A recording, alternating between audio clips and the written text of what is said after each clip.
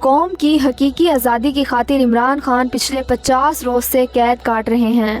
Chairman Tehreek Insaf اور سابق وزیر اعظم عمران خان پچھلے 50 روز سے ملک کی سخت ترین جیل میں بنیادی سہولیات سے محروم جیل کاٹ رہے ہیں۔ عمران خان کو پہلے توشہ خانہ پھر سائفر کے جعلی کیسز میں گرفتار کیا گیا اور مزید گرفتار رکھنے کے لیے عدالتوں میں ان کے فیصلوں کی سماعت میں تاخیر کروائی جا رہی ہے۔ صرف اسلام آباد ہائی کورٹ میں عمران خان کے 13 کیسز تاخیر کا شکار ہیں، جبکہ یہی عدالتیں سزا دینے کے لیے روشنی کی رفتار سے تیز عدالتی کارروائی چلا رہی تھیں۔ عمران خان ان تمام تر ناانصافیوں کے باوجود اپنی قوم کے لیے ڈٹے ہوئے ہیں، کسی قسم کے سمجھوتے سے انکاری ہو اور قوم کو بھی ڈٹ کر رہنے کا پیغام دے رہے ہیں۔ سائفر کیس میں ضمانت کی درخواست پر سماعت کل بروز سوموار کو ہوگی۔ چیئرمین تحریک انصاف عمران خان کے وکلاء نے سائفر کیس میں ضمانت کے لیے درخواست اسلام آباد ہائی کورٹ میں پچھلے 2 ہفتوں سے دائر کر رکھی ہے، جس کو چیف جسٹس عامر فاروق مسلسل تاخیر کا شکار کر رہے ہیں۔ کل ایک بار پھر اس کیس پر سماعت مقرر ہے۔ وکلاء پر امید ہیں کہ اگر جسٹس عامر فاروق نے دوبارہ سماعت ملتوی نہ کی تو عمران خان کو ضمانت مل جائے گی۔ عمران خان کے خلاف سائفر کا کیس بنتا ہی نہیں۔ لاہور میں کل وکلاء کنونشن ہوا، جس میں ملک کے ممتاز وکلاء اور تجزیہ نگاروں نے شرکت کی۔ تقریب سے خطاب کرتے ہوئے سینئر وکیل اعتزاز احسن کا کہنا تھا کہ قیدی نمبر 804 پر سائفر کا کیس کسی قانون کے تحت بنتا ہی نہیں۔ آئین پاکستان میں یہ اختیار صرف اور صرف وزیر اعظم کو دیا گیا ہے کہ ملکی سیکیورٹی کو مد نظر رکھتے ہوئے سائفر پہ عوام اور وزراء کو اعتماد میں لے سکیں۔ اعتزاز احسن نے الیکشن 90 روز کے اندر کروانے کے آئینی مطالبے پر بھی زور دیا۔ ننھے عمار کے بعد 3 سالہ سیف اسود بھی گرفتار والد کی راہ تکتے تکتے بیمار ہو گیا۔ ملک میں فسطائیت کا نہایت بدترین دور چل رہا ہے۔ سیاسی مقصد کے لیے معصوم بچوں کو بھی نہیں چھوڑا جا رہا۔ 9 مئی کے بعد غیر قانونی طور پر گرفتار پی ٹی آئی کارکن اسود کا 3 سالہ معصوم بیٹا سیف اسود بھی عمار آباد کی طرح بیمار ہو گیا ہے۔ معصوم سیف اپنے والد کی راہ تکتا رہتا ہے اور ہر وقت والد کی یاد کی تکلیف سے گزر رہا ہے۔ معصوم بچوں کے جنازے اور والدین کی یاد میں چیخیں بھی طاقتور فیصلہ سازوں کے دل میں رحم نہیں ڈال رہی۔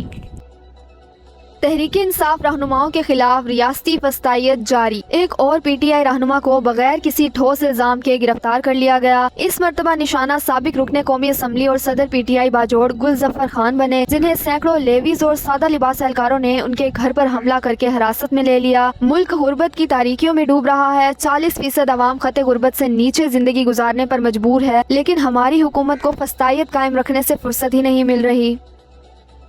عمار فاروق کے جنازے سے گرفتار کارکنان تاحال لاپتہ۔ ننھے عمار فاروق کے جنازے پر بھی مقبوضہ کشمیر کی طرح کا کرفیو لگایا گیا۔ جنازے میں آنے والے تحریک انصاف کے 2 رہنما، سیکریٹری اطلاعات لاہور اویس یونس اور ٹکٹ ہولڈر عبدالکریم خان اغوا کیے گئے، جنہیں اب تک کسی عدالت میں پیش نہیں کیا گیا۔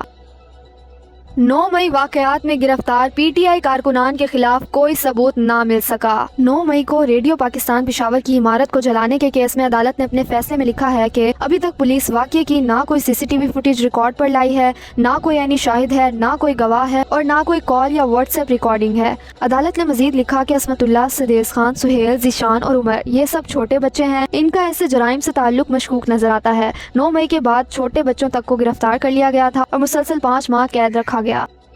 الیکشن کروانے کے لیے آنے والے نگراں وزیر اعظم کی عوامی پیسوں پر عیاشیاں۔ نگراں وزیر اعظم کا دورہ امریکہ بڑی ملاقاتوں کے بغیر اختتام پذیر۔ انوار الحق کاکڑ نیو یارک جاتے ہوئے پیرس میں رکے، اہل خانہ کے ساتھ آئیفل ٹاور کا دورہ کیا، ترک ریسٹورنٹ میں کھانا کھایا، امریکہ میں بھی مہنگے ترین ہوٹل میں ٹھہرے اور واپسی پر لندن کے مہنگے ہوٹل میں بھی قیام کیا۔ یہ تمام عیاشیاں غریب عوام کے ٹیکس کے پیسوں پر کی، جبکہ دوسری جانب عوام مہنگائی، بجلی کے بل اور بے روزگاری سے مر رہی ہے۔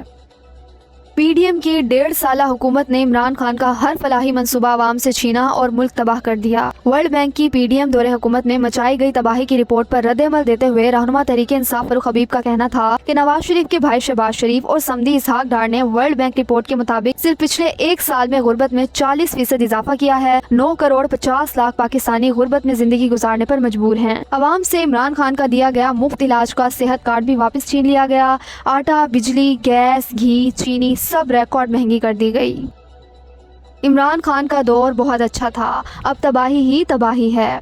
ملک میں موجود ہر شہری کو عمران خان کا دور حکومت یاد آنے لگا۔ لوکل رپورٹر سے گفتگو کرتے ہوئے ایک بزرگ شہری نے کہا کہ عمران خان کے دور میں دوائی مفت ملتی تھی، اب تو صحت کارڈ بھی بند ہو گیا ہے۔ عمران خان کا دور اچھا تھا، اب زندگی بہت مشکل ہو گئی ہے، اپنے کپڑے بیچ کر بھی گزارا مشکل ہو رہا ہے۔